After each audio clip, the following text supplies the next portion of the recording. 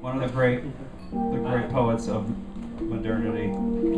The Wasteland is an epic. In 1922, it is 435 lines long. It is broken up by TS Eliot himself into 5 separate parts.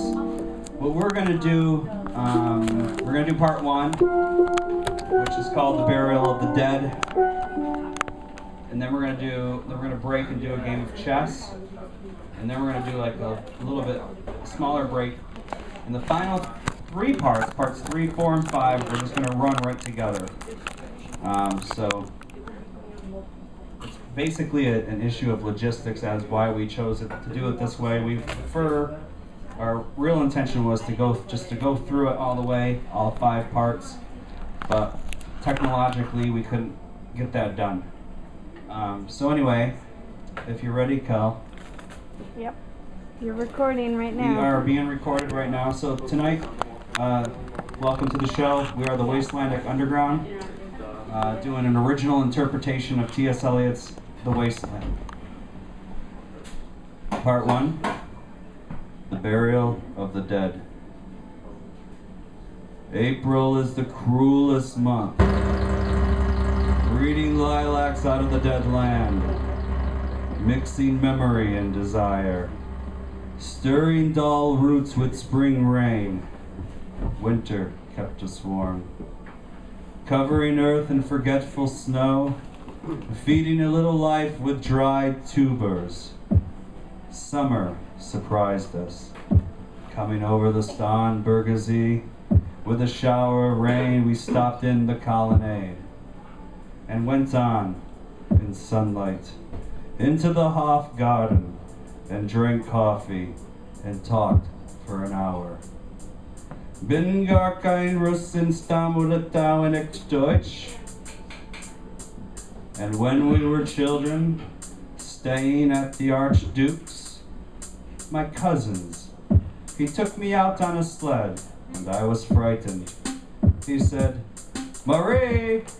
Marie, hold on tight." And down we went.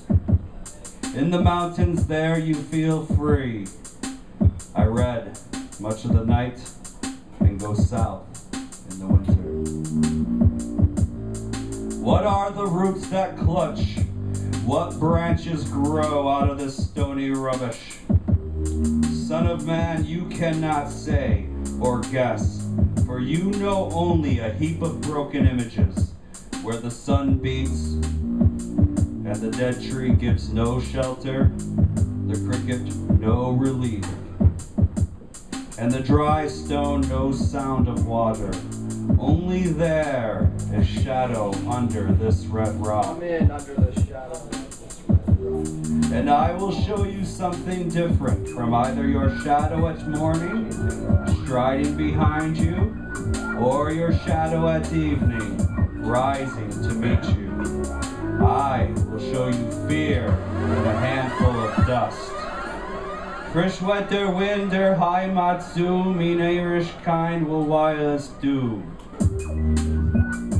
You gave me hyacinth a year ago. They called me the hyacinth girl.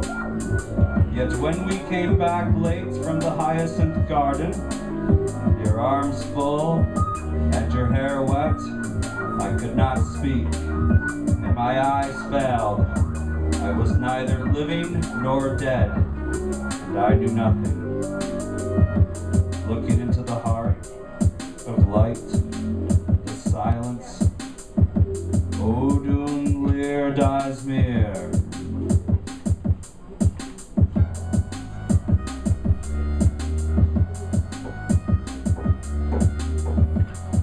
Madame Sosostris, famous clairvoyante, had a bad cold.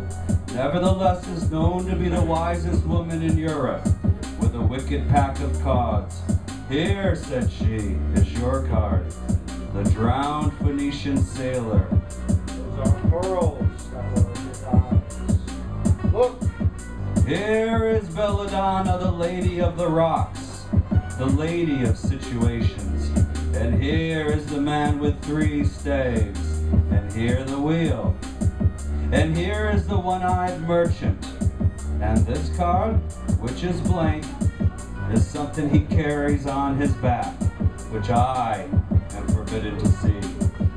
I do not find the hanged man, fear death by water. I see crowds of people walking round in the ring. Thank you. And if you see dear Mrs. Equitone, tell her I bring the horoscope myself. One must be so careful these days.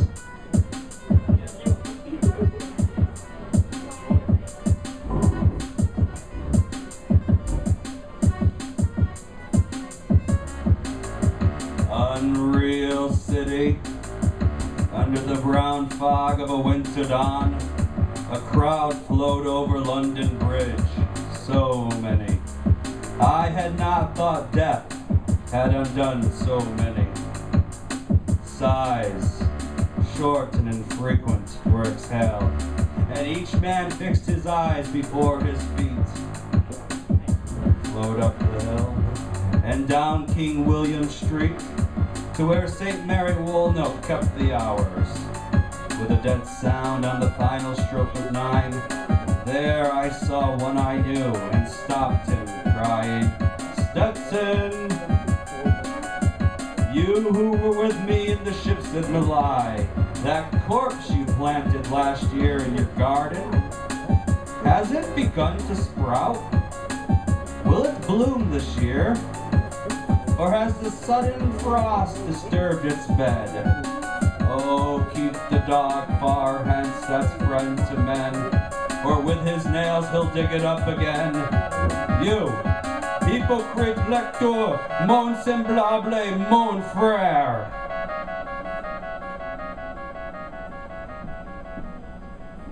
That concludes part 1, The Burial of the Dead.